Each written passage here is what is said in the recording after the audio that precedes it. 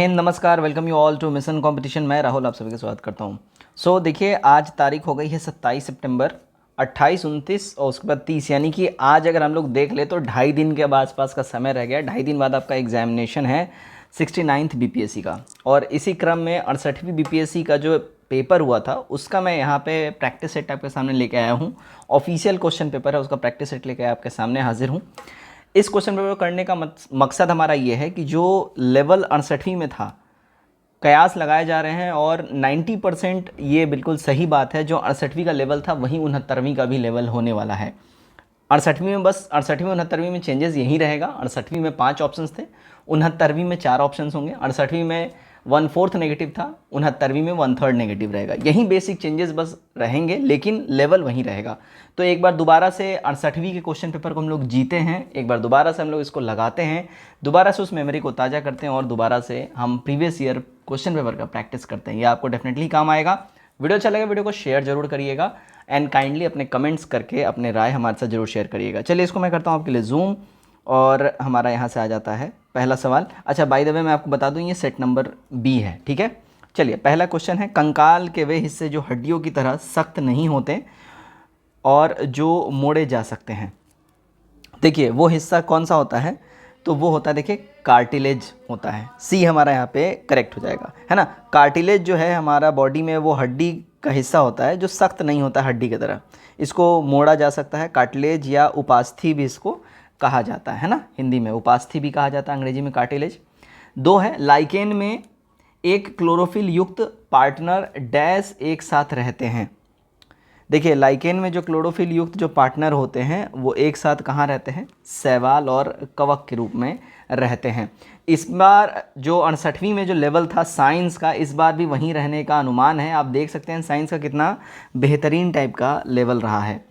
Number 3 देखिएगा, मादा anopheles को मादा क्यूलेक्स से अलग किया जा सकता है क्योंकि यह बैठती है, ध्यान दीजिएगा, यह कहाँ बैठती है, तो ये अंध स्तर के साथ एक कोण पर बैठती है। ध्यान रखिएगा, मादा एनोफिलीज ये मलेरिया रोग की वाहक मच्छर होती है ना। मच्छर को मादा क्यूलेक्स यानी कि हाथी पांव रोग का वाहक मादा क्यूलेक्स को कहा जाता है। इससे ये अलग किया जाता है क्योंकि यह अंध स्तर के साथ एक कोण पर बैठती है, दैट्स वाई। नंबर 4 देखिएगा, शरीर की प्रतिरोधक क्षमता से जुड़े सबसे महत्वपूर्ण कोशिका प्रकार कौन से हैं। वो महत्वपूर्ण कोशिका प्रकार हैं, देखिए, लिम्फोसाइट्स। सी हमारा करेक्ट हो जाएगा। लिम्फोसाइट शरीर का जो है इसमें रोग प्रतिरोधक क्षमता ये उत्पन्न करती है और बेसिकली ये जो है श्वेत रोधाणु यानी कि WBC जो है ना, इसमें क्रिएट्स होता है। चलिए, नंबर 5 देखते हैं, मानव शरीर की मांसपेशियों के बारे में निम्नलिखित में से कौन सा कथन गलत है। मानव शरीर के मांसपेशियों के बारे में जो रॉन्ग स्टेटमेंट की बात करें तो मांसपेशियां केवल हड्डी को धक्का दे सकती हैं, यहाँ पे ये स्टेटमेंट गलत है। मानव शरीर का जो मांसपेशी होता है ना, ध्यान रखिएगा, ये मांसपेशी शरीर को संरचना, डेवलपमेंट जो है हमारा स्ट्रक्चर है उसको वो प्रदान करती है और हड्डी को भी धक्का देती है। ऐसा नहीं है केवल हड्डी को ही धक्का देती है, इसलिए हमारा ए यहाँ पे सही हो जाएगा। नंबर 6 देखते हैं। नंबर 6 हमारा बोल रहा है 20 सेंटीमीटर फोकस दूरी पर एक उत्तल लेंस की तरह की सतह पर सफ़ेद घोड़े का प्रतिबिंब बनाने के लिए एक बड़ी संख्या में काले रंग की पतली हड्डी बनाई जाती है। वह प्रतिबिंब कैसा होगा। उस प्रतिबिंब की बात कर लें हम लोग तो कम चमक वाला एक घोड़ा वो होगा, ठीक है, वो प्रतिबिंब जो होगा। 7 देखिएगा, ध्वनि की तीक्ष्णता किसके द्वारा निर्धारित की जाती है। देखिए, ध्वनि की जो तीक्ष्णता है वो निर्धारित करी जाती है ध्वनि की आयाम के ऊपर में। बी हमारा करेक्ट हो जाएगा। ध्वनि की तीक्ष्णता यानी कि लाउडनेस, जो एक तीखापन जो कानों में लगता है, एकदम तेज जो ध्वनि लगती है, वो ध्वनि की आयाम के वजह से ही होता है। 8 देखिएगा, निम्नलिखित में से कौन सा फोटो इलेक्ट्रिक उपकरण डिजिटल अनुप्रयोगों के लिए सबसे उपयुक्त है। सबसे उपयुक्त की अगर हम बात कर लें, है ना, तो वो फोटो वोल्टिक सेल हो जाएगा, ठीक है। बी हमारा यहाँ पे सही हो जाएगा, ठीक है। नंबर 9 देखिएगा, क्या बोल रहा है, बॉल बेयरिंग या बॉल बेयरिंग का उपयोग स्थैतिक घर्षण को निम्नलिखित में से किसमें परिवर्तित करने के लिए किया जाता है। ये चेंज किया जाता है, देखिए, रोलिंग घर्षण को, है ना, जो घर्षण जो चक्कर ऐसे गोल गोल जो रोलिंग होता है उसी के लिए बॉल बेयरिंग का इस्तेमाल किया जाता है ताकि घर्षण कम हो, ठीक है, फ्रिक्शन कम हो।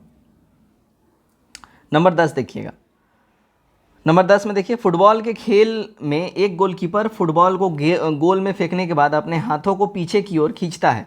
यह गोलकीपर को किस प्रकार का सक्षमता प्रदान करती है, बेसिकली यहाँ पे ये पूछा जा रहा है। ठीक है ना, तो ये सक्षमता प्रदान करती है संवेग के परिवर्तन की दर को कम करने में, है ना, जो मोमेंटम होता है बॉल के स्पीड में, उसको कंट्रोल करने में ये हेल्प करता है, ये प्रक्रिया। नंबर 11 देखिएगा, निम्नलिखित में से कौन सा एक रेडियोधर्मी तत्व द्वारा उत्सर्जित घनात्मक रूप से आवेशित कण है। तो यह घनात्मक रूप से उत्सर्जित जो कण होता है, अगर इसकी हम बात कर लें, देखिए अल्फा किरण ये हो जाएगा। सी हमारा यहाँ पे एकदम सही हो जाएगा। नंबर 12 देखिएगा, केंद्राभिमुखी बल किसके द्वारा जिम्मेदार है। केंद्राभिमुखी बल की बात कर लें, ये जिम्मेदार होता है वस्तु को वृत्ताकार पथ पर गतिमान रखने के लिए केंद्राभिमुखी बल यानी कि सेंट्रल फ्यूगल फोर्स रिस्पॉन्सिबल होता है। नंबर 13 देखते हैं हम लोग। देखिएगा, निम्नलिखित में से किस ऊर्जा परिवर्तन में घर्षण बल शामिल होता है। घर्षण बल किस ऊर्जा परिवर्तन में शामिल होता है, यहाँ पे ये पूछा जा रहा है। देखिए, गतिज ऊर्जा को ऊष्मीय ऊर्जा या ऊष्मा ऊर्जा में डेवलप करने में घर्षण बल जो है ये काम आता है, राइट। 14 नंबर देखिएगा, एक बस सीधे रास्ते पर चल रही है और अचानक दाईं ओर तेज मोड़ी जाती है या मोड़ लेती है, टर्न लेती है अचानक से, है ना, किस ओर, दाईं ओर, राइट साइड। बस में बैठे यात्री, इनके ऊपर क्या प्रभाव पड़ेगा। देखिएगा, ये सभी यात्री बाईं ओर झुकेंगे। दाईं ओर जब ये टर्न लेगा, सारे यात्री ऐसे बाईं ओर झुकेंगे, ध्यान रखिएगा। नंबर 15 देखते हैं हम लोग। 15 देखिएगा, एक संगीत कार्यक्रम में ऑर्केस्ट्रा बजाने से पहले एक सितार वादक तनाव को समायोजित करने की कोशिश करता है और स्ट्रिंग को उपयुक्त रूप से बांधता है। ऐसा करके वह क्या ठीक करने की कोशिश करता है। देखिए, ऐसा करके जो है वो ठीक करता है ध्वनि अन्य वाद्य यंत्रों की आवृत्ति के साथ साथ सितार स्ट्रिंग की आवृत्ति, ठीक है, दूसरे जो वहाँ पे इंस्ट्रूमेंट्स हैं उनके साथ साथ इसकी ट्यूनिंग को वो सेट कर रहा है, राइट। चलिए 16 नंबर देखते हैं हम लोग। 16 में देखिए, पदार्थ के एक रूप का कोई निश्चित आकार नहीं होता है, लेकिन इसका एक निश्चित आयतन होता है। पदार्थ के इस रूप का एक उदाहरण कौन सा है। इस रूप का जो उदाहरण है अगर हम बात कर लें, ठीक है, तो वो होता है मिट्टी का तेल। सी हमारा करेक्ट हो जाएगा। पदार्थ के एक रूप का कोई निश्चित आकार नहीं होता, लेकिन इसका एक निश्चित आयतन होता है, और पदार्थ के इस रूप का एक उदाहरण जो सबसे बेस्ट है वो है मिट्टी तेल, जिसको हम लोग इंग्लिश में केरोसिन बोलते हैं, ठीक। 17 देखते हैं हम लोग। कुछ धातु ऑक्साइड, अम्ल और क्षार के साथ अभिक्रिया कर नमक पानी बनाते हैं, उन्हें उभयधर्मी ऑक्साइड कहते हैं। अभयधर्मी ऑक्साइड के उदाहरण हैं। देखिए, अभयधर्मी ऑक्साइड के जो उदाहरण की अगर हम लोग बात कर लें, ठीक है, Al2O3 और ZNO हो जाएगा, यानी बी हमारा करेक्ट हो जाएगा, ध्यान रखिएगा, ठीक है। 18 देखिएगा, कौन सी गैस अपने ग्रीन हाउस प्रभाव से ग्लोबल वार्मिंग में योगदान करती है। ग्लोबल वार्मिंग में जो योगदान करती है ग्रीन हाउस अपने इफेक्ट की वजह से, तो यहाँ पे देखिएगा एक से अधिक हो जाएगा, डी हमारा करेक्ट हो जाएगा। कार्बन डाइऑक्साइड, नाइट्रस ऑक्साइड और मीथेन, ये तीनों के तीनों जो हैं इसमें अपना योगदान देते हैं। क्लियर। आगे बढ़ते हैं हम लोग नंबर 19 की ओर। देखिएगा, अम्ल धातु कार्बोनेट से अभिक्रिया कर डैश गैस मुक्त करता है। देखिएगा, ये जो गैस मुक्त करता है वो होता है carbon dioxide, CO2, B correct होगा। 20 देखिएगा, HOOCCOOH को कौन सा अम्ल कहा जाता है। ये समीकरण को कौन सा अम्ल कहा जाता है। इसको देखिएगा, ऑक्सैलिक एसिड, ऑक्सैलिक अम्ल इसको कहा जाता है। 20 का बी बिल्कुल ठीक हो जाएगा।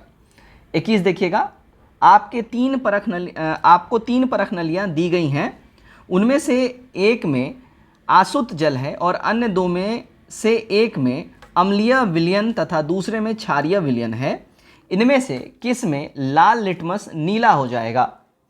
इनमें से लाल लिटमस नीला हो जाएगा जो यहाँ पूछा जा रहा है, देखिएगा क्षार में हो जाएगा, राइट। सी हमारा सही हो जाएगा। 22 देखिएगा, एसिटिक अम्ल की गंध किसके समान होती है। देखिए, इसकी जो गंध होती है काफ़ी तेज होती है, ध्यान रखिएगा। एसिड का जो गंध होता है और इसका गंध जो है ये सिरका का समान इसका गंध होता है। 23 देखते हैं हम लोग, HCl गैस शुष्क लिटमस पत्र पर रंग क्यों नहीं बदलती। इसके पीछे जो मेन रीज़न है वो है कोई H3O प्लस आयन मौजूद नहीं होंगे। लिटमस केवल H3O प्लस आयन की उपस्थिति में ही रंग बदलता है। ठीक है, ध्यान रखिएगा इस बात का। तो हमारा करेक्ट हो जाएगा ऑप्शन नंबर सी। 24 देखिएगा, विषम का आपको यहाँ पे पता लगाना है। राइट, यहाँ पे जो विषम की अगर हम लोग बात कर लें तो विषम यहाँ पे कोई भी नहीं है, ई हो जाएगा, इनमें से कोई भी नहीं। ठीक है, ध्यान रखिएगा, क्योंकि फल का पकना, सीमेंट की सेटिंग तथा कोयले का जलना तीनों रासायनिक परिवर्तन के एग्जाम्पल्स हैं, इसलिए जो है यहाँ पे कोई भी विषम नहीं है, सारे के सारे रासायनिक परिवर्तन ही है, केमिकल चेंज है। हीरे और ग्रेफाइट के बारे में निम्नलिखित में से कौन सा कथन सत्य है? राइट स्टेटमेंट पूछा जा रहा है। देखिएगा, इनमें से कोई भी स्टेटमेंट सही नहीं है, ध्यान रखिएगा। ठीक है, क्योंकि हीरा और ग्रेफाइट की विद्युत चालकता, क्रिस्टल संरचना तथा डिग्री की कठोरता अलग अलग होती है, इसलिए यहाँ पे कोई भी स्टेटमेंट करेक्ट नहीं है, तो ई हमारा सही हो जाएगा।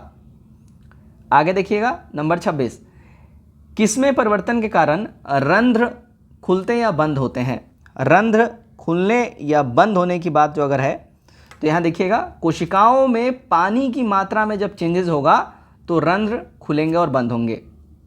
27 देखिएगा, क्लोरोफिल सूर्य के प्रकाश के डैश तरंगदैर्घ्य को अवशोषित करता है। तो क्लोरोफिल जो अवशोषित करता है वो होता है, देखिए रेड और ब्लू वाला जो रेज होते हैं, इन्हीं को ये अवशोषित करता है, ध्यान रखिएगा। नंबर 28, निम्नलिखित में से कौन सा मेल सही नहीं है?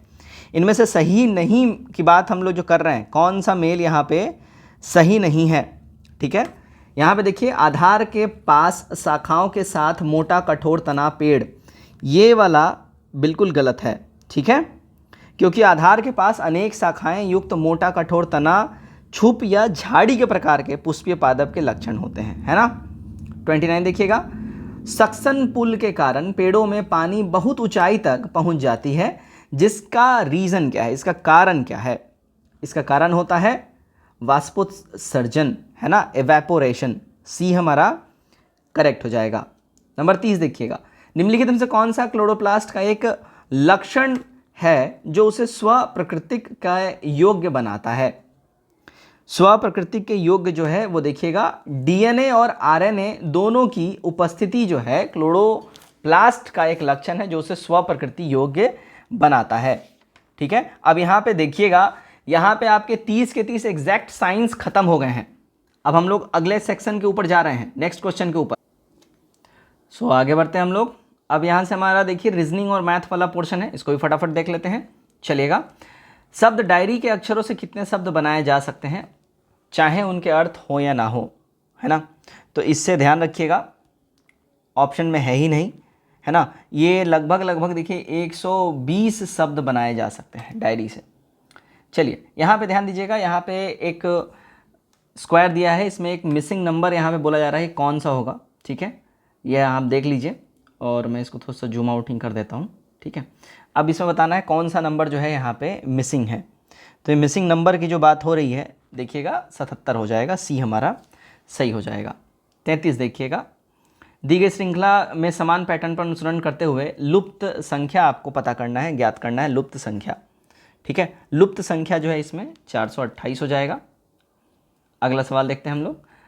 देखिएगा, किसी कूट भाषा में यदि फास्टर को 222, 921, 23, 19 लिखते हैं और मॉन्क को 151, 614 और 12 लिखते हैं, तो गाइड को इस भाषा में क्या लिखेंगे या कैसे लिखेंगे?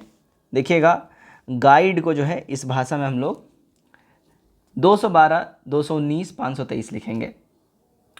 35 देखिएगा, एक आयत का क्षेत्रफल 30 वर्ग सेंटीमीटर है और परिमाप 26 सेंटीमीटर है, इसकी भुजाएं सेंटीमीटर में कितनी होगी? सेंटीमीटर में इसकी भुजाओं की बात कर लें तो ये हो जाएगा 10 और 3। ठीक है, 36 देखिएगा, एक दुकानदार किसी वस्तु पर 10% की छूट देता है जिसका अंकित मूल्य 400 है। यदि वह 10% जीएसटी लेता है तो उस वस्तु का अंतिम मूल्य क्या है? उस वस्तु का अंतिम मूल्य, लास्ट वैल्यू की बात हो रही है, लास्ट वैल्यू जो है 396 हो जाएगा। सी हमारा यहाँ पे सही हो जाएगा। राइट, चलिए आगे बढ़ते हैं हम लोग। नेक्स्ट है निम्नलिखित शब्दों को तार्किक और सार्थक क्रम में सजाना है, बताना है आपको। तो तार्किक और सार्थक क्रम जो हो जाएगा हमारा यहाँ पे, ठीक है, देखिएगा सी हो जाएगा हमारा यहाँ पे, राइट। सबसे पहले यहाँ पे क्या हो जाएगा, है ना, तो देखिएगा सबसे पहले राष्ट्रपति, फिर उपराष्ट्रपति, फिर प्रधानमंत्री, फिर अध्यक्ष और फिर सांसद आते हैं। तो हमारा यहाँ पे सी वाला बिल्कुल तार्किक क्रम में हो जाएगा। 38 देखिएगा, चलिए देखिएगा, रेशमा अपनी संपत्ति का 1/4 एक धर्मार्थ संगठन को देती है और बची हुई संपत्ति को अपने 3 बच्चों में बराबर बांटती है। प्रत्येक बच्चे को मिलने वाली संपत्ति का भाग कितना होगा? तो प्रत्येक बच्चों को जो मिलने वाली संपत्ति का जो भाग है, ध्यान रखिएगा, वो 1/4 हो जाएगी। अगला सवाल देखते हैं हम लोग, 39 नंबर। निम्नलिखित में से कौन सा कथन यहाँ पे असत्य है? ठीक है, असत्य की बात कर ले तो यहाँ पे ध्यान दीजिएगा, इनमें से कोई भी नहीं, ठीक है ना। ए, बी और सी ये जो तीनों स्टेटमेंट हैं, तीनों के तीनों ही एब्सोल्युटली करेक्ट हैं आपस में। प्रत्येक वर्ग एक समचतुर्भुज होता है, प्रत्येक वर्ग एक आयत होता है और प्रत्येक समचतुर्भुज एक समानांतर चतुर्भुज होता है। सारे के सारे सही हैं अपनी जगह पे। 40 देखिएगा, 40 में आपसे बोल रहा है कुछ सदस्यों को एक परिवार में बी कहता है कि आर मेरी बहन है, ए की पुत्री है जो टी की इकलौती पुत्री है, एक्स टी जेड की संतान है जो एच की दादी नानी, के एम की माँ है जो एच की इकलौती बहन है, एक्स अविवाहित है और यदि एस ए जीवन साथी हैं तो के का एस से किस प्रकार का संबंध है। तो यहाँ पे ये रीजनिंग का सवाल है, इसका सही हो जाएगा ये बहनोई, देवर, साला, पत्नी कुछ भी हो सकती हैं, राइट। चलिए आगे बढ़ते हैं हम लोग, नेक्स्ट क्वेश्चन देख, अगले क्वेश्चन की ओर बढ़ते हैं। भारत में जिला स्तर पर उपभोक्ता विवाद निवारण के संदर्भ में निम्नलिखित में से कौन सा कथन सही नहीं है? इनमें से कौन सा स्टेटमेंट सही नहीं है? देखिएगा यहाँ पे जो स्टेटमेंट है, इनमें से जिला फोरम उन शिकायतों पर विचार करता है जहाँ वस्तुओं या सेवाओं का मूल्य 50 लाख रुपए से अधिक नहीं होता है। यहाँ पे ध्यान रखिएगा, ये सही नहीं है, क्योंकि जिला फोरम उन शिकायतों का निपटान करता है जहाँ वस्तुओं या सेवाओं का मूल्य एवं मुआवजा का दावा 20 लाख से अधिक होता है। ध्यान रखिएगा, तो 50 लाख है तो ये तो टच ही नहीं करेगा। अगला सवाल देखिएगा, 42 नंबर, क्या बोल रहा है? एक पंचायत समिति किस स्तर पर एक पंचायती राज संरचना का संचालन करती है? तो ये संचालन करती है, देखिएगा, ब्लॉक स्तरीय निकाय ये होती है, ब्लॉक स्तर पर ये संचालन करती है पंचायत समिति। ध्यान रखिएगा। नंबर 43, निम्नलिखित में से किसे समुदाय विकास के पहले कार्यक्रम के रूप में स्थापित किया गया था? तो पहले कार्यक्रम के रूप में जो स्थापित किया गया था, अगर हम बात कर लें, ये था देखिए राष्ट्रीय विस्तार सेवा को, बी हमारा बिल्कुल सही हो जाता है। नंबर 44 देखिएगा, भारतीय संविधान के अनुच्छेद 14 में लिखा हुआ कानून के समक्ष समानता किस देश के संविधान से लिया गया है? देखिएगा ये लिया गया है ब्रिटेन के संविधान से, हमारा बी बिल्कुल ही सही हो जाएगा, राइट। चलिए नंबर 45, भारतीय संविधान को बनाने में कितना समय लगा है? देखिए भारतीय संविधान को बनाने में 2 साल 11 महीने 18 दिन का समय लगा है। राज्य का मंत्रिपरिषद सामूहिक तौर पर किसके प्रति उत्तरदायी होता है? देखिए ये लोग सामूहिक तौर पे, ध्यान रखिएगा, हमेशा विधानसभा के प्रति उत्तरदायी होंगे। बहुत सारे स्टूडेंट्स राज्यपाल मार के आए होंगे, इस वजह से उनका गलत भी हुआ होगा। 47 देखिएगा, निम्नलिखित कथनों पे आपको विचार करना है ना। देखिएगा 73वां संशोधन के बाद विकेंद्रीकरण किया गया था किसका? तो 73वां संविधान संशोधन के बाद विकेंद्रीकरण किया गया था निर्णय लेने की शक्तियों का, पूर्ण व्यवस्था का और न्यायिक शक्तियों का, प्रशासनिक शक्तियों का, न्यायिक नहीं होगा, तो हमारा सी हो जाएगा 1, 2 और 4, राइट।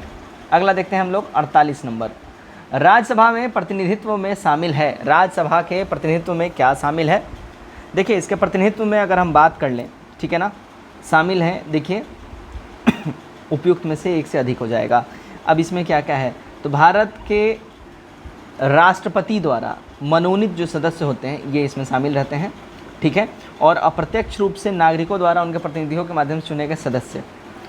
तो हमारा ए और सी यहाँ पे बिल्कुल ही सही हो जाएगा। ध्यान रखिएगा, तो राज्यसभा के प्रतिनिधित्व में भारत के राष्ट्रपति द्वारा मनोनीत सदस्य और अप्रत्यक्ष रूप से नागरिकों द्वारा प्रतिनिधियों के माध्यम से चुने गए शामिल इसमें होते हैं। ध्यान रखिएगा, क्लियर। 49 देखिएगा, निम्नलिखित में से किसका संबंध भारत के सर्वोच्च न्यायालय से है? तो भारत के सर्वोच्च न्यायालय से जो है अगर हम बात कर लें, देखिएगा एक से अधिक हो जाएगा इनका संबंध। अब किन किन का है अगर हम इसकी बात कर लें, देखिए कॉलेजियम प्रणाली का संबंध हो जाएगा, है ना, अपीलीय अधिकार का यहाँ पे संबंध हो जाएगा, राइट, और मूल अधिकार भी इससे रिलेटेड हो जाएगा सर्वोच्च न्यायालय से आर्टिकल 32 तहत, है ना, ये आपका मूल अधिकार है कि अगर आपके फंडामेंटल राइट्स का अवहेलना हो आप वहाँ जा सकते हैं। 50 देखते हैं, 73वें संविधान संशोधन नियम के तहत पंचायती राज संस्थाओं में चुनाव लड़ने के लिए न्यूनतम कितनी आयु होनी कंपलसरी है, आवश्यक है? तो मिनिमम जो है एज आपकी 21 ईयर्स होनी चाहिए, 21 साल होनी चाहिए, राइट। आगे बढ़ते हैं हम लोग, देखिएगा भाई 51 नंबर, वर्ष 2020-22 के लिए सबसे कम महिला कार्यबल भागीदारी दर कितने प्रतिशत पर बिहार में दर्ज किया गया है? देखिएगा ये दर्ज किया गया है 4% ग्रामीण क्षेत्र में और 6.5% शहरी क्षेत्र के अंदर में। बी हमारा यहाँ पे ठीक हो जाता है, राइट। 52 देखिएगा, ठीक है, अधिकतम कर उद्योग किस ज़िले में है? ज़्यादातर जो कर उद्योग हैं, है ना, वो किस ज़िले के अंदर में है? ध्यान रखिएगा, अधिकतम कर उद्योग जो है, अगर इसकी हम बात करें, सबसे पहले जान लीजिए 52 नंबर क्वेश्चन को कैंसिल कर दिया गया था, रद्द कर दिया गया था, क्योंकि इसकी संरचना सही नहीं हुई थी, यानी क्वेश्चन ही गलत है, इसको सही नहीं बनाया गया था, इसलिए हम लोग इसको देखेंगे नहीं। और ये मैं आपको ऑफिशियल आंसर की से आंसर बता रहा हूँ, ठीक है, तो इसलिए इसको कैंसिल कर दिया गया था 52 नंबर सवाल को, ध्यान रखिएगा।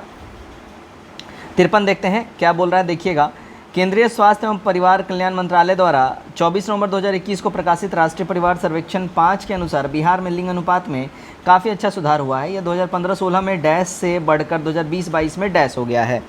तो ये कितना हो गया है भाई? तो देखिए 1062 से बढ़ के 1090 हो गया है, ठीक है, तो ये बहुत बढ़िया लिंग अनुपात में सुधार है।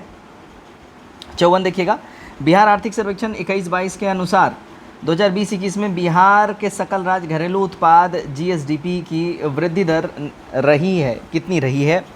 तो ये वृद्धि दर की अगर हम लोग बात कर लें, ध्यान रखिएगा 2.5% रही है, ठीक है। चलिए आगे बढ़ते हैं हम लोग नंबर 55 की ओर। निम्नलिखित में से कौन सा बिहार की अर्थव्यवस्था के मामले में सही है? बिहार की अर्थव्यवस्था के मामले में सही की अगर हम लोग बात कर लें, यहाँ पे ध्यान दीजिएगा, एक से अधिक स्टेटमेंट यहाँ पे ठीक है। बिहार की अर्थव्यवस्था संदर्भ में, है ना, यहाँ पे देखिए अर्थव्यवस्था का व्यावसायिक ढांचा ऊपर से स्थिर है, भारत में सबसे कम विकास दर में से एक है जो 2.5% का है, और बिहार में अधिकतर प्राथमिक वस्तुओं का उत्पादन होता है, ठीक है। चलिए आगे बढ़ते हैं हम लोग 56 पे। SEZ अधिनियम 2005 के उद्देश्य क्या हैं? SEZ अधिनियम 2005 के देखिए सर, करेक्ट जो हमारा आंसर हो जाएगा वो ऑप्शन नंबर बी हो जाएगा, यानी तीनों सही है यहाँ पे। अतिरिक्त आर्थिक गतिविधियों का उत्पादन करना, वस्तु और सेवाओं के निर्यात को बढ़ावा देना और रोजगार का निर्माण, तीनों ही हमारे यहाँ पे बिल्कुल ही ठीक हो जाएंगे। कृषि विपणन प्रणाली में सुधार के लिए भारत सरकार द्वारा अपनाया गया नीतिगत उपाय क्या है? राइट, अगर हम इसकी बात कर लें तो यहाँ पे हमारा सही हो जाएगा। देखिएगा एक से अधिक स्टेटमेंट हमारे यहाँ पे ठीक है, ठीक है। कृषि विपणन प्रणाली में सुधार के लिए भारत सरकार द्वारा अपनाया गया जो नीतिगत उपाय है उसमें PDS न्यूनतम MSP तथा बफर स्टॉक का रख रखाव है, ठीक है। तो हमारा सारा स्टेटमेंट यहाँ पे ठीक हो जाएगा। 58 देखिएगा, किस समिति ने प्रतिस्पर्धा अधिनियम 2002 को अधिनियमित करने का सुझाव दिया है? तो यहाँ पे जो अधिनियमित करने का सुझाव की अगर हम बात कर लें, ये देखिएगा SVS राघवन समिति के द्वारा ये दिया गया है।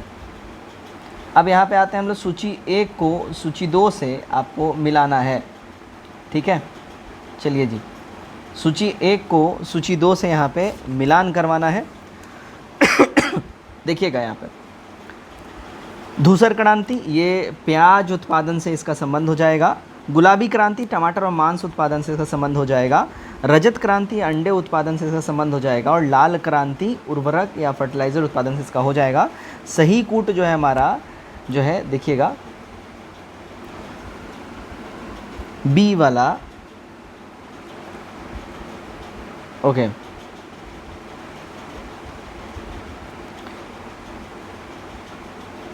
हाँ जी, चलिए बी हमारा यहाँ पे सही हो जाएगा। चलिए आगे बढ़ते हैं हम लोग 60 नंबर। निम्नलिखित में से कौन सी पंचवर्षीय योजना मानव संसाधन विकास पर केंद्रित थी? तो मानव संसाधन विकास पे जो है ध्यान रखिएगा केंद्रित कौन सी थी? तो इनमें से कोई भी नहीं हो जाएगा। 8वीं पंचवर्षीय योजना थी, 8th वाली, ठीक है। तो 8वीं पंचवर्षीय योजना मानव संसाधन विकास पर केंद्रित थी। 61 देखिएगा, भारत के निम्नलिखित में से किस राज्य ने अप्रैल से सितंबर 2022 के दौरान उच्चतम प्रत्यक्ष विदेशी निवेश यानी FDI इक्विटी के रूप में प्राप्त किया है। तो ये कौन प्राप्त किया है? कर्नाटका ने। आगे बढ़ते हैं, नंबर 62 देखिए, किस बजट में वित्त मंत्री ने उदारीकृत विनिमय दर प्रबंधन प्रणाली की घोषणा करी थी? तो ये प्रबंधन प्रणाली की जो इन्होंने घोषणा करी थी, ध्यान रखिएगा, ये यूनियन बजट 1992-93 में इन्होंने करी थी। 63 नंबर देखिएगा, अगला है पंचवर्षीय योजना के उद्देश्य में निम्नलिखित में से कौन से थे? अगर इसकी हम बात कर लें, ठीक, ध्यान रखिएगा, इनमें से, है ना, इनमें से कोई भी नहीं, डी हमारा हो जाएगा। दिए गए ऑप्शंस में से कोई भी सही नहीं है। पंचवर्षीय योजना देश के विकास के लिए आरंभ किया गया था, जिसमें साहित्य का विकास शामिल नहीं था, ठीक है। तो यहाँ पे साहित्य वैसे ही नहीं हो जाएगा, ठीक है, ध्यान रखिएगा, साहित्य का विकास में नहीं था। इसका मुख्य उद्देश्य विकास की दर को बढ़ाना था ताकि देश में निवेश को बढ़ाया जा सके। इसके अलावा सामाजिक न्याय, गरीबी हटाना, पूर्ण रोजगार, आधुनिकीकरण, ये सब को भी बढ़ावा देना था, ठीक है। चलिए 64 देखिएगा, गरीबी रेखा को निर्धारित करने के लिए कौन सा संगठन सर्वेक्षण करता है? तो देखिए NSSO जो है ना, ये सर्वेक्षण करता है। 65 भारत का व्यापार संतुलन माल और सेवाएं दिसंबर 2022 अंतिम के लिए है। तो ये ध्यान रखिएगा, अगर हम बात कर लें अंतिम के लिए कौन सा हो जाएगा, तो ये हो जाएगा -11.98 अरब अमेरिकी डॉलर। आगे बढ़ते हैं, देखिएगा 66 नमक सत्याग्रह के दौरान बिहार के लोगों ने नमक बनाने के साथ साथ सरकार के विरुद्ध किस कर का विरोध करने का विकल्प चुना था? राइट, इसका जो करेक्ट आंसर हमारा हो जाएगा, देखिएगा, इनमें से कोई भी नहीं हो जाएगा, राइट, क्योंकि ध्यान रखिएगा, नमक सत्याग्रह के दौरान बिहार के लोगों ने नमक बनाने के साथ साथ सरकार के विरुद्ध चौकीदारी कर का विरोध किया था, है ना, चौकीदारी कर। तो ध्यान रखिएगा इस बात का। चलिए आगे बढ़ते हैं हम लोग। 67 नंबर देखिएगा, श्री कृष्ण सिंह द्वारा गठित बिहार की निर्वाचित सरकार ने फरवरी 1938 में किस कारण से इस्तीफा दे दिया था? देखिए इनके पीछे जो रीज़न था, वो भैया रीज़न था राजनीतिक कैदियों को छोड़ने के कारण, ठीक है, राजनीतिक कैदियों को छोड़ने के कारण, है ना। 68 देखिएगा, किसने चंपारण सत्याग्रह के दौरान बिहार में गांधी जी की जान बचाई थी? तो गांधी जी की जान बचाई थी किसने? तो बतख मियाँ ने उनकी जान बचाई थी। बी हमारा यहाँ पे करेक्ट हो जाएगा। 69 असहयोग आंदोलन दौरान किसने बिहार में किसानों की अगुवाई करी थी? बिहार में किसानों की अगुवाई की अगर हम बात कर लें, ठीक है, असहयोग आंदोलन दौरान, तो वो किया था स्वामी विद्यानंद जी ने। बी हमारा यहाँ पे ठीक हो जाएगा। आगे बढ़ते हैं हम लोग। 70 नंबर देखिएगा, प्रथम बार संघर्ष के तरीकों के रूप में स्वदेशी एवं बहिष्कार किसके द्वारा अपनाए गए थे? ये अपनाया गया था, अगर हम बात कर लें प्रथम बार, करेक्ट आंसर हो जाएगा, देखिए, बंगाल विभाजन, ठीक है ना। तो प्रथम बार संघर्ष के तरीके के रूप में स्वदेशी एवं बहिष्कार करके किसके द्वारा अपनाया गया था? तो बंगाल विभाजन के टाइम में, ठीक है। अब बंगाल विभाजन कब हुआ था? ध्यान रखिएगा, 1905 में हुआ था, ठीक है, इस बात का ध्यान रखिएगा, ठीक है। 1903 में घोषणा हुआ था, 1905 में जो है ये इम्प्लीमेंट कर दिया गया था। 71 1906 में आयोजित भारतीय राष्ट्रीय कांग्रेस INC के कलकत्ता अधिवेशन में भारत के लिए स्वराज का झंडा किसके द्वारा फहराया गया था? तो ये स्वराज का झंडा जो है, देखिएगा, दादा भाई नौरोजी के द्वारा फहराया गया था। 1906 की बात है ये, राइट। चलिए आगे हम लोग बढ़ते हैं। 72 देखिएगा, स्वतंत्रता संग्राम के दौरान भारतीय राज्य कश्मीर निज़ाम के हैदराबाद, ठीक है, निज़ाम के हैदराबाद या हैदराबाद के निज़ाम, यहाँ निज़ाम के हैदराबाद लिखा हुआ है, कश्मीर के निज़ाम के हैदराबाद, त्रावणकोर आदि जैसे भारतीय शासकों द्वारा शासित राज्यों में एक समानांतर आंदोलन शुरू किया गया, उसका नाम क्या था? उसके नाम की अगर हम लोग बात कर लें, ठीक है, तो वो था, देखिए, प्रजामंडल आंदोलन। सी हमारा बिल्कुल ही करेक्ट हो जाएगा, ठीक है। आगे बढ़ते हैं नंबर 73 की ओर। भारतीय स्वतंत्रता संग्राम के बारे में निम्नलिखित में से कौन सा कथन सही नहीं है? सही नहीं कथन की बात कर लें तो वर्ष 1921 में महात्मा गांधी को गिरफ्तार कर लिया गया था, ये वाला स्टेटमेंट बिल्कुल ही गलत है, ध्यान रखिएगा, ठीक है ना, क्योंकि गांधी जी साल 2021 में गिरफ्तार नहीं हुए थे, उन्हें 10 मार्च 1922 को गिरफ्तार किया गया था, ठीक है, ध्यान रखिएगा, कब? 10 मार्च 1922 को उनको अरेस्ट किया गया था, 21 में नहीं किया गया था, ठीक है। चौरा चौड़ी का जो कांड हुआ था 4 फरवरी 1922 को, जिसके वजह से इन्होंने फिर रिकॉल कर दिया, ठीक है, नॉन कॉपरेशन मूवमेंट को, उसके बाद से ध्यान रखिएगा इसको गांधी जी को अरेस्ट किया गया था। चलिए 74 देखिएगा, अबुल कलाम आज़ाद के द्वारा किस पत्रिका को संपादित किया गया था? तो अबुल कलाम आज़ाद के द्वारा जो है अल हिलाल को संपादित किया गया था। 75 देखते हैं हम लोग, ठीक है। 19वीं शताब्दी, चलिए 19वीं शताब्दी के अंत में इतिहास के अध्ययन ने भारत में राष्ट्रीयता की भावना पैदा करने में किस प्रकार का मदद किया? तो ये जो है अगर हम बात कर लें किस प्रकार का मदद किया, ठीक है, तो यहाँ पे ऑप्शन डी हो जाएगा, एक से अधिक, ठीक है। ब्रिटिश शासन के तहत दयनीय स्थितियों को बदलने और संघर्ष के लिए लोगों का आग्रह करके वो लोग थक गए थे, ये भी हो गया। इतिहास की पुनर्व्याख्या करके अंग्रेजों द्वारा भारतीयों को पिछड़ा, आदिम और खुद पर शासन करने में असमर्थ के रूप में चित्रित करने के खंडन करके, और भारत के गौरवशाली अतीत के बारे में लिखकर और लोगों को उनकी उपलब्धियों पर गर्व करने के लिए आग्रह करके। तो ये सारे ऑप्शंस हो जाएंगे। 76 देखिएगा, नगरों में असहयोग आंदोलन के संबंध में निम्नलिखित में से कौन सा कथन सही नहीं है? इसमें सही कथन की बात अगर हम लोग कर ले, कौन सा नहीं है?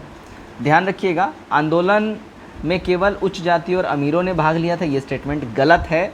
और मद्रास की जस्टिस पार्टी द्वारा काउंसिल के चुनाव का बहिष्कार किया गया था, ये भी गलत है, ठीक है। तो हमारा ए हो जाएगा, ये दोनों स्टेटमेंट गलत हैं, ठीक है। सॉरी, आगे बढ़ते हैं हम लोग। 77 नंबर देखिएगा, एक सन्यासी जो फिजी में एक गिरमिटिया मजदूर के रूप में काम करने के बाद उस जिले में अपनी पीठ पर तुलसीदास रामायण की एक प्रति लेकर आया था, जिससे वह ग्रामीण श्रोताओं को छंद सुनाता था। यह जिस किसान नेता का जिक्र है वो कौन सा किसान नेता है? अगर उस किसान नेता की अगर हम बात कर ले, वो है बाबा रामचंद्र जी, ए करेक्ट हो जाएगा। 78 देखिएगा, ऑल इंडिया हरिजन संघ की स्थापना 1932 में किसके द्वारा की गई थी? इसकी स्थापना की गई थी, देखिएगा, महात्मा गांधी जी के द्वारा, है ना। डिप्रेस्ड क्लास की अगर हम बात कर ले, फिर वो अम्बेडकर जी हो जाएंगे। आगे बढ़ते हैं। 20 फरवरी 1947 को निम्नलिखित प्रधानमंत्री एटली ने भारत से ब्रिटिश शासन को कब तक वापस लेने की घोषणा की थी? तो एटली ने भारत से ब्रिटिश शासन को वापस लेने की घोषणा 1948 जून तक कर दिया था कि वो वापस आ जाएंगे। स्वराज दल की स्थापना बिहार में किसने की थी? स्वराज दल की स्थापना की अगर हम बात कर लें, ठीक है, कि बिहार में स्वराज दल की स्थापना किसने की? करेक्ट हमारा आंसर हो जाएगा option number B, Shri Krishna Singh ने, राइट। चलिए आगे बढ़ते हैं। इनमें से किसने हुमायूं को यह प्रस्ताव दिया था कि यदि उसे बंगाल पर अधिकार करने दिया गया तो वह बिहार को समर्पित कर देगा और 10 लाख दिनार की वार्षिक श्रद्धांजलि अर्पित करेगा, ठीक है भैया, ये बोला था शेर खान ने, भी करेक्ट हो जाएगा। विक्रमशिला विश्वविद्यालय किनके द्वारा स्थापित किया गया था? देखिए, विक्रमशिला विश्वविद्यालय की बात कर लें, ये धर्मपाल के द्वारा, पाल वंश के ये शासक थे धर्मपाल, इनके द्वारा ही इस्टेब्लिश किया गया था। कब? 770 ईस्वी में, ठीक है, ध्यान रखिएगा। वो सिंहासन में बैठे थे और 40 वर्षों तक उन्होंने शासन किया था, और अपने शासन के दौरान ही इन्होंने इसकी स्थापना करवाई थी, विक्रमशिला विश्वविद्यालय की। कहाँ पे है ये? भागलपुर में, ध्यान रखिएगा, राइट। चलिए 83, इनमें से बिहार के प्रथम राज्यपाल कौन थे? देखिएगा, बिहार के प्रथम राज्यपाल की अगर हम बात कर लें तो वो थे sir James David Sifton, B हमारा करेक्ट हो जाएगा। 84 नंबर देखते हैं, Mahatma Gandhi and Bihar some reminiscence के लेखक कौन थे? देखिए, इसके लेखक की अगर हम लोग बात कर लें, है ना, तो इसके लेखक थे डॉक्टर राजेंद्र प्रसाद जी। आगे देखिएगा 85 नंबर, बिहार का सबसे पुराना गिरजाघर कौन सा है? बिहार का सबसे पुराना गिरजाघर की अगर हम बात कर लें तो ये था, देखिए, पादरी की हवेली, राइट, ए हमारा करेक्ट हो जाएगा। नंबर 86, दिवंगत अभिनेता कुमुदलाल गांगुली, जिन्हें उनके मंचीय नाम अशोक कुमार से भी जाना जाता है, उनका जन्म बिहार के निम्नलिखित में से किस शहर में हुआ था? तो इनका बिहार में, ध्यान रखिएगा, कहाँ पे इनका जन्म हुआ था? अगर हम बात कर लें तो भागलपुर में इनका जन्म हुआ था, सी करेक्ट हो जाएगा, राइट। आगे देखिएगा, प्राचीन काल में गंगा के दक्षिण क्षेत्र को क्या कहा जाता था? तो प्राचीन काल में गंगा के दक्षिण क्षेत्र को जो है, देखिएगा, इनमें से कोई भी नहीं हो जाएगा, ई हमारा करेक्ट हो जाएगा। तो प्राचीन काल में गंगा के दक्षिण क्षेत्र को मगध कहा जाता था। क्या? मगध कहा जाता था। ऑप्शन ए में नहीं है मगध, है ना। प्राचीन, ध्यान रखिएगा, मगध प्राचीन भारत के 16 महाजनपदों में डिवाइडेड था, 16 महाजनपद, है ना। और ध्यान रखिएगा, ये 16 महाजनपद का आपको नाम याद होना चाहिए। बिहार में 3 हुआ करते थे उस समय महाजनपद, है ना, अभी करंट बिहार के हिसाब से, तो ये आपको सब ध्यान होना चाहिए। 88 भारतीय उपमहाद्वीप में लोहे का प्रयोग कब स्टार्ट हुआ था? तो भारतीय उपमहाद्वीप में लोहे का प्रयोग की अगर हम बात कर लें, ठीक है, कब स्टार्ट हुआ था? ध्यान रखिएगा, ऑप्शन नंबर ई हो जाएगा, इनमें से कोई भी नहीं, ठीक है। तो अगर हम बात कर ले, विश्व में विभिन्न भागों में लोहे का प्रयोग का ज्ञान धीरे धीरे डेवलप हुआ था और यह युग अलग अलग समय पर अलग अलग जगहों पर रहा था, लेकिन भारतीय उपमहाद्वीप में अगर बोला जाए तो 1300 ईसा पूर्व के आसपास, ठीक है, 1300 ईसा पूर्व के आसपास ऐसा माना जाता है कि भारत में ये ज्ञान डेवलप हुआ था। जबकि तमिलनाडु में हुए अभी रीसेंट उत्खनन के बाद अगर हम बात कर ले, कार्बन डेटिंग से उसका पता चला है, उसके हिसाब से भारत में लोहे का प्रयोग लगभग 4200 वर्ष पहले स्टार्ट हुआ था, ठीक है, 4200 वर्ष पहले लगभग। तो ये ध्यान रखिएगा, ऐसे 1300 ईसा पूर्व ज़्यादा एप्रोप्रिएट है, एनसीईआरटी में दिया हुआ है। दूसरी शताब्दी के आसपास रचित संस्कृत के शिलालेख के अनुसार सुदर्शन झील की एक कृत्रिम जलाशय की मरम्मत किसने करी थी? तो इसकी मरम्मत करी थी रुद्रदामन ने, है ना, सी करेक्ट हो जाएगा, ध्यान रखिएगा इस बात का, है ना। तो दूसरी शताब्दी के आसपास रचित संस्कृत के शिलालेख के अनुसार मौर्यों द्वारा निर्मित सुदर्शन झील एक कृत्रिम जलाशय था, वहाँ पे इकट्ठा किया था बारिश का पानी, और उसका मरम्मत रुद्रदामन ने करवाया था। रुद्रदामन जो है भारत के पश्चिमी क्षत्रप वंश का एक शक राजा था और सबसे ज़्यादा योग्य शासक अपने कुल का था। इसका शासन काल अगर हम बात कर लें 130 से लेके 150 ईस्वी तक माना जाता है, ठीक है। चलिए 90 देखिएगा, झांसी के पास देवगढ़ का मंदिर और इलाहाबाद के पास गढ़वा मंदिर में बनी मूर्तियाँ किस कला के महत्वपूर्ण अवशेष हैं? ये सब जो अवशेष की बात कर लें, ये हैं गुप्त कला के महत्वपूर्ण अवशेष। 91 देखिएगा, निम्नलिखित में से किस युद्ध में मुख्य विरोधियों का सही उल्लेख नहीं किया गया है ना। तो यहाँ पे देखिएगा, पानीपत द्वितीय युद्ध, टीपू सुल्तान और मराठा, यहाँ पे ये स्टेटमेंट गलती है, ठीक है। पानीपत का जो द्वितीय युद्ध हुआ था उसमें हेमचंद्र यानी कि हेमू, जिसको विक्रमादित्य भी कहा जाता था, और अकबर की सेना के बीच में ये लड़ाई हुआ था, ठीक है। 92 दिल्ली सल्तनत के दौरान मुकदम या चौधरी पद का इस्तेमाल किसके लिए किया जाता था? देखिएगा, इसका इस्तेमाल किया जाता था गांव के सरपंच के रूप में, ठीक है, ध्यान रखिएगा, ये हमारा करेक्ट होगा। 93 तबकाते अकबरी, जिसे अभी कभी कभी अबुल फजल के अकबरनामा से अधिक विश्वसनीय माना जाता है, किसके द्वारा ये लिखा गया था? तबकाते अकबरी, ठीक है। तो तबकाते अकबरी के राइटर थे निज़ामुद्दीन अहमद, बी हमारा सही हो जाएगा। आगे बढ़ते हैं, इनमें से किस प्रसिद्ध शासक ने अपनी माता के नाम पर विजयनगर के पास नागलपुरम की एक उपनगरीय बस्ती जो है इसकी स्थापना करी थी? किसने किया था ये बताना है, ध्यान रखिएगा, ये करा था कृष्णदेव राय ने, एक करेक्ट हो जाएगा। 95 देखते हैं, 1940 में पटना महिला महाविद्यालय की स्थापना निम्नलिखित में से किस समाज द्वारा की गई थी? देखिएगा, हमारा यहाँ पे करेक्ट आंसर हो जाएगा option number A, Sisters of the Apostolic Carmel, right, A हमारा यहाँ पे बिल्कुल ही सही हो जाएगा। चलिए आगे बढ़ते हैं, नंबर 96, इनमें से किसे 1947 में भारत और पाकिस्तान के बीच अंतर्राष्ट्रीय सीमाएं खींचने के लिए स्थापित की गई 2 सीमा आयोग का नेतृत्व किया था? किसने किया था? ध्यान रखिएगा, ये किया था सिरिल रेडक्लिफ ने। 97 देखिएगा, किसे बंगाल में महलवारी बंदोबस्त प्रणाली की शुरुआत करी थी? किसने किया था बंगाल में महलवारी प्रणाली की शुरुआत? ये देखिएगा, हॉल्ट मैकेंजी के द्वारा ये स्टार्ट किया गया था, है ना। औपनिवेशिक प्रशासक हॉल्ट मैकेंजी के द्वारा इसको स्टार्ट किया गया था। यह व्यवस्था बंगाल प्रेसिडेंसी के आगरा और पंजाब के क्षेत्र में लागू किया गया था। 98 देखिएगा, 1940 में विनोबा भावे ने व्यक्तिगत सत्याग्रह कहाँ से स्टार्ट किया था? विनोबा भावे ने व्यक्तिगत सत्याग्रह जो है कहाँ से स्टार्ट किया था? पवनार, महाराष्ट्र से इन्होंने व्यक्तिगत सत्याग्रह स्टार्ट किया था, सी हमारा करेक्ट हो जाएगा।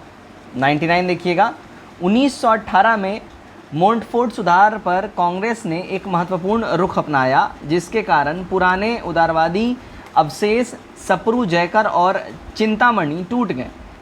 जिन्होंने गठन किया था, इन्होंने किसका गठन किया था अगर हम बात कर लें? ठीक है।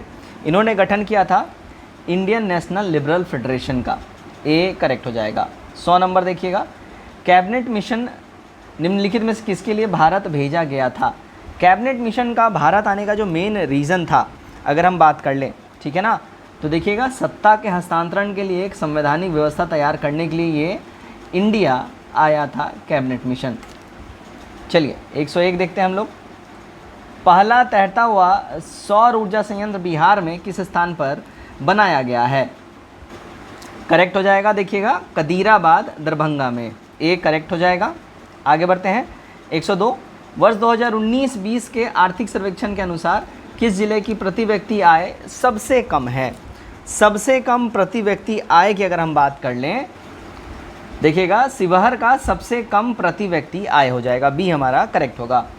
103 देखते हैं हम, वर्ष 2021-22 के लिए नीति आयोग SDG रिपोर्ट के अनुसार बिहार राज्य का स्कोर कितना है। तो बिहार राज्य के स्कोर की अगर हम लोग बात कर लें, राइट, तो देखिएगा 100 में से 52 हो जाएगा, यानी ए हमारा करेक्ट हो जाएगा। आगे बढ़ते हैं, नेक्स्ट है हमारा 104, खेलो इंडिया महिला टूर्नामेंट में पहली बार किस खेल को शामिल किया गया है, राइट। करेक्ट हमारा जो यहाँ पे आंसर हो जाएगा ऑप्शन नंबर सी हो जाएगा, ट्रैक साइकिलिंग को। 105 देखिएगा, निम्नलिखित में से किसे अगस्त 2022 में भौगोलिक संकेतक यानी GI टैग से सम्मानित किया गया है। तो ये GI टैग से किसे सम्मानित किया गया है ना, तो ये देखिएगा अगर हम बात कर लें यहाँ पे एक से अधिक हो जाएगा, ठीक है, माफ़ कीजिएगा, मिथिला मखाना हो जाएगा यहाँ पे, बिहार का एप्लिक खतवा वर्क, ये भी हो जाएगा जी, डी हो जाएगा, एक से अधिक। अगले सवाल की ओर बढ़ते हैं, 106 देखिएगा, निम्नलिखित में से किसे वर्ष 2022 में यूनेस्को की विश्व धरोहर सूची में जोड़ा गया है। तो अगर हम बात कर लें किसे जोड़ा गया है, तो यहाँ ऑप्शन नंबर ई हो जाएगा, इनमें से कोई भी नहीं। देखिए कुछ समाचार पत्रों में यूनेस्को द्वारा मुजफ्फरपुर के लंगट सिंह कॉलेज में खगोलीय वेधशाला जो है 106 साल पुराना, उसको विश्व धरोहर सूची में जोड़ने का समाचार प्रकाशित हुआ था, जिसके बाद इसका खंडन किया गया था यूनेस्को की ओर से। यूनेस्को ने साल 2022 में बिहार के किसी भी स्थल को विश्व धरोहर सूची में स्थान नहीं दिया है। तो हमारा ई करेक्ट हो जाएगा, और इसी वजह से काफ़ी पंगा भी हुआ था, ठीक है, ये वाला ऑप्शन सब मार के आए थे, पंगा भी हुआ था, जिस वजह से बहुत लोगों का गलती भी हुआ था। 107 देखिएगा, business reforms election plan BRAP द्वारा 2020 में व्यापार करने में आसानी में बिहार ने 36 राज्यों में डैश रैंक हासिल किया है, ठीक है। तो ये ध्यान रखिएगा, ऑप्शन नंबर ई हो जाएगा, उपयुक्त में से कोई भी नहीं, ठीक है। तो प्रश्न के अनुसार इनमें से कोई भी नहीं होगा। बिजनेस रिफॉर्म्स एप्लीकेशन 2020 में सूचना तक पहुंच, सिंगल विंडो सिस्टम, श्रम प्रवरण और भूमि प्रशासन और भूमि जैसे 15 व्यावसायिक नियमों क्षेत्रों को शामिल करते हुए 301 सुधार बिंदु पर बात किया गया था। तो इनमें से कोई भी नहीं होगा। 108, 28 नवंबर 2022 को मुख्यमंत्री नीतीश कुमार द्वारा गंगा जल आपूर्ति योजना का उद्घाटन किस स्थान पर किया गया। इसका जो है ध्यान रखिएगा, बोध गया में जो है इसका उद्घाटन किया गया गंगा जल आपूर्ति का। 109, निम्नलिखित में से किस एसोसिएशन बोर्ड ने अक्टूबर 2022 में पुरुष और महिला खिलाड़ियों के लिए समान वेतन की घोषणा करी है। इस वेतन की घोषणा करी है BCCI ने, यानी कि भारतीय क्रिकेट कंट्रोल बोर्ड के द्वारा, ठीक है। 110 देखिएगा, पिछले 10 वर्षों में राज्य का शहरीकरण बहुत तेज़ी से बढ़ा है। 2011 की जनगणना के अनुसार बिहार में शहरीकरण का स्तर %% था, जो बढ़कर वर्तमान में %% हुआ है। तो ये हो जाएगा, देखिएगा 11.3 से 15.3 तक, ठीक है। आगे बढ़ते हैं हम लोग। 111, निम्नलिखित में से किस केंद्रीय मंत्रालय ने हाल ही में 2022 में युवा 2.0 योजना का शुभारंभ किया है। तो युवा 2.0 योजना का शुभारंभ जो है ये देखिएगा शिक्षा मंत्रालय के द्वारा किया गया है। 112, गृह मंत्रालय ने नवंबर 2022 को देश की कितनी भाषाओं की फील्ड वीडियोग्राफी के साथ भारतीय मातृभाषा सर्वेक्षण कार्य को पूरा किया। तो इस कार्य को किसने पूरा किया था, अगर हम बात कर ले 576 कार्यों को पूरा किया था, ठीक है। निम्नलिखित में किस समिति ने 1 जनवरी 2026 से पूर्ण मूल्य निर्धारण स्वतंत्रता की सिफारिश करते हुए गैस मूल्य निर्धारण पर एक रिपोर्ट प्रस्तुत करी है। ये रिपोर्ट प्रस्तुत किया है, ध्यान रखिएगा, किरीट पारिख समिति के द्वारा। 114, निम्नलिखित में किस शहर को स्वच्छ सर्वेक्षण 2022 के अनुसार 5 सितारा यानी 5 स्टार कचरा मुक्त शहर रैंक से सम्मानित नहीं किया गया था। देखिएगा इसमें किसको नहीं किया गया था, तो ऑप्शन नंबर ये हो जाएगा, इनमें से कोई भी नहीं, है ना। तो स्वच्छता सर्वेक्षण में 5 स्टार रेटिंग में कचरा मुक्त शहर रैंकिंग सम्मानित शहर में सूरत था, भोपाल, मैसूर, विशाखापट्टनम, नवी मुंबई और तिरुपति था। ठीक है, तो ये सारे के सारे हो जाएंगे। ठीक है, नहीं किया गया था यहाँ बात हो रही है, तो इनमें से कोई भी नहीं है क्योंकि ये सारे के सारे इसमें हैं। ओके 115 प्रधानमंत्री ने निम्नलिखित से किस स्थान पर पहला ग्रीनफील्ड हवाई अड्डा डोनी पोलो हवाई अड्डा का उद्घाटन किया है। इसका उद्घाटन जो है ध्यान रखिएगा ईटानगर में हुआ है, ध्यान रखिएगा, अरुणाचल प्रदेश में। ठीक है, आगे बढ़ते हैं हम लोग। 116 किस जानवर को नवंबर 2022 में भारतीय खाद्य सुरक्षा और मानक प्राधिकरण यानी FSSAI द्वारा एक खाद्य पशु के रूप में अनुमोदित किया गया है। तो ये अनुमोदित किया गया है, ध्यान रखिएगा, किसके द्वारा, हिमालयी याक के द्वारा। 117 देखिएगा भारत का पहला फ्लोटिंग वित्तीय साक्षरता शिविर हाल ही में इंडिया पोस्ट पेमेंट्स बैंक द्वारा निम्नलिखित में से किस स्थान पर आयोजित किया गया था। इसका आयोजन जो है अगर हम बात कर ले, ठीक है, कहाँ हुआ था, तो श्रीनगर में हुआ था, ध्यान रखिएगा। आगे बढ़ते हैं 118 देख लेते हैं हम लोग। भारत के राष्ट्रपति ने निम्नलिखित में से किस IIT में परम कामरूप सुपर कंप्यूटर सुविधा का उद्घाटन किया है। तो परम कामरूप सुपर कंप्यूटर का जो है उद्घाटन अगर हम बात कर लें, ये गुवाहाटी में हुआ है, IIT गुवाहाटी।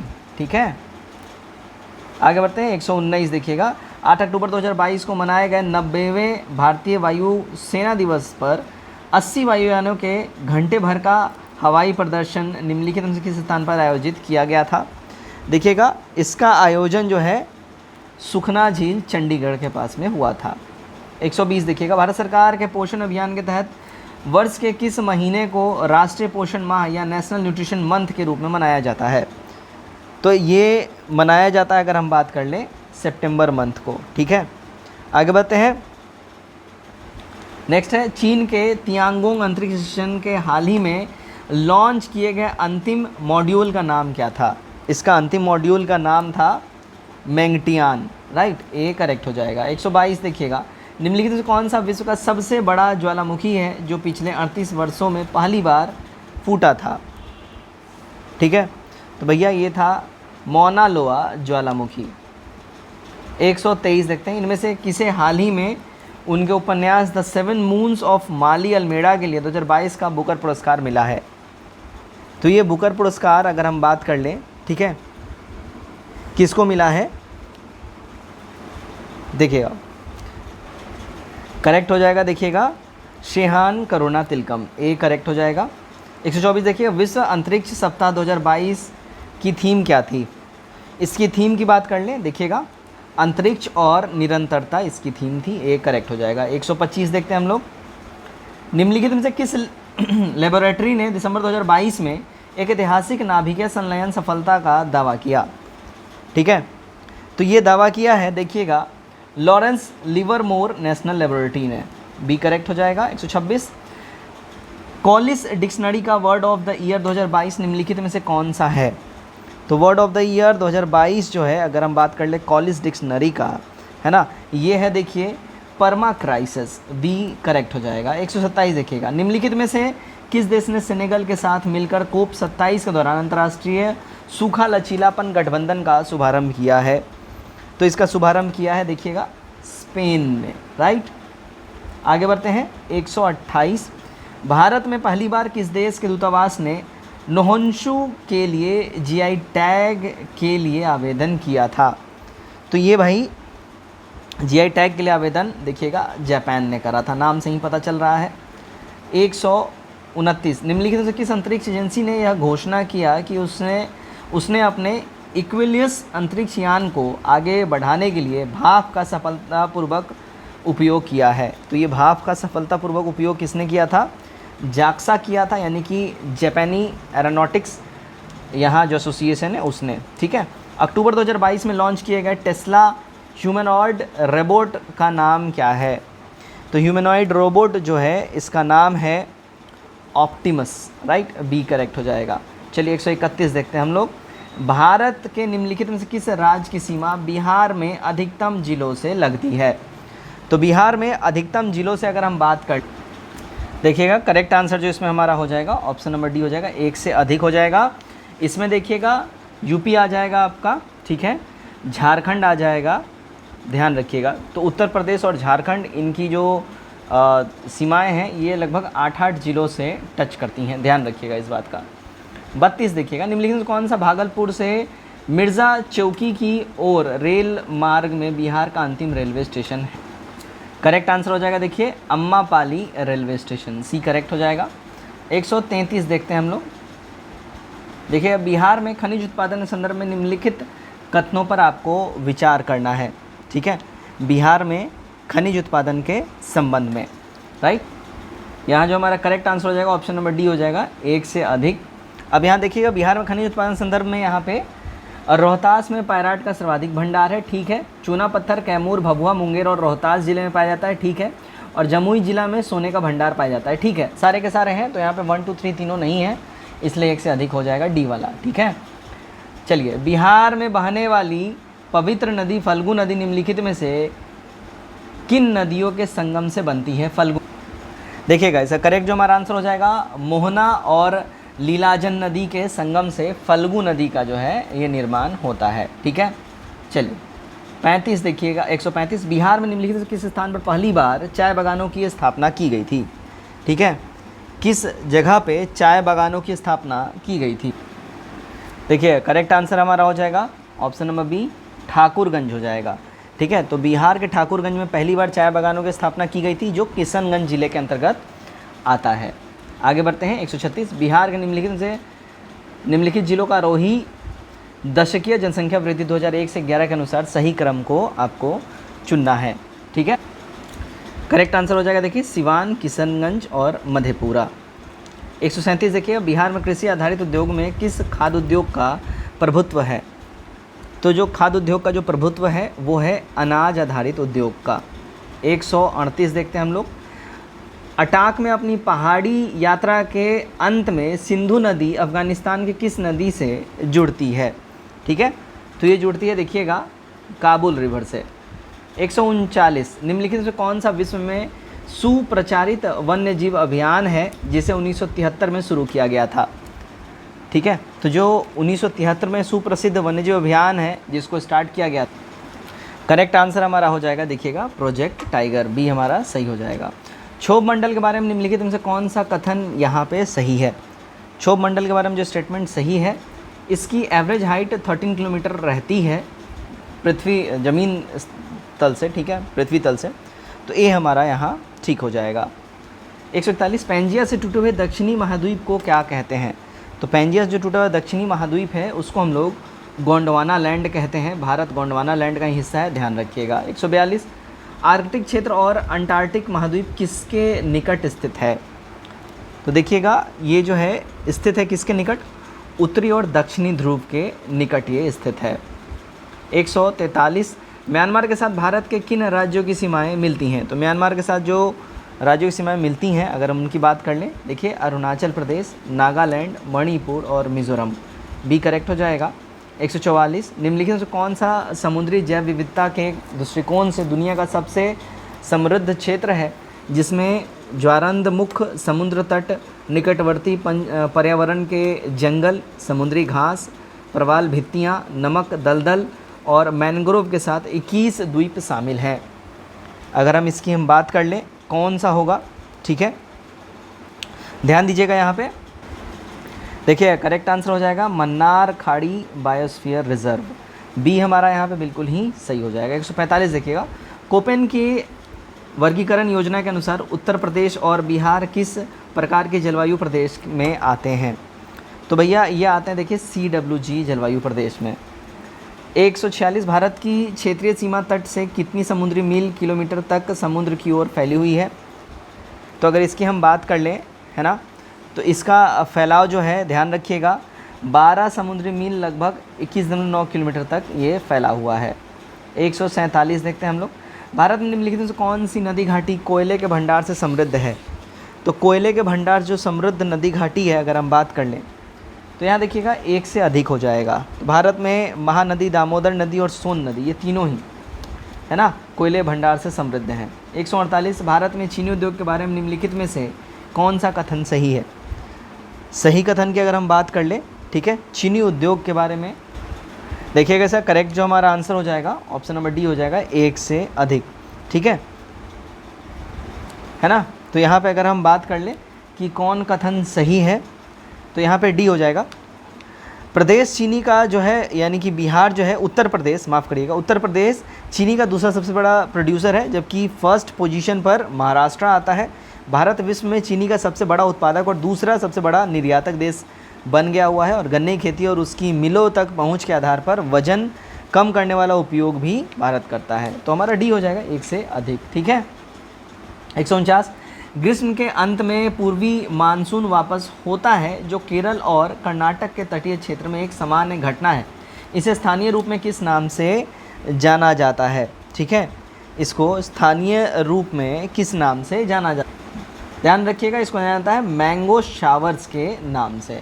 आज का हमारा आखिरी सवाल, वातावरण मुख्य रूप से किसके द्वारा गर्म होता है। देखिए इन्वायरमेंट जो है मेनली जो ह्यूमिड और गर्म होता है, वो देखिए दीर्घ तरंग स्थलीय विकिरण की वजह से ये गर्म होता है वातावरण। तो दोस्तों यहाँ पे हमने प्रीवियस ईयर क्वेश्चन यानी PYQ किया 68th BPSC का, क्योंकि यहीं से ट्रेंड सेट हुआ है 69th का, और इसी लेवल के सवाल रहेंगे। आप लोग यहाँ पे सब कुछ देख सकते हो, क्वेश्चन किस लेवल का है, क्वेश्चन का बेस कितना डीप है या मॉडरेट है, आप देख सकते हो। वीडियो कैसा लगा कमेंट कर जरूर बताइएगा, वीडियो को ज़्यादा शेयर करिए और काइंडली चैनल सब्सक्राइब नहीं किया है चैनल सब्सक्राइब करिए। धन्यवाद।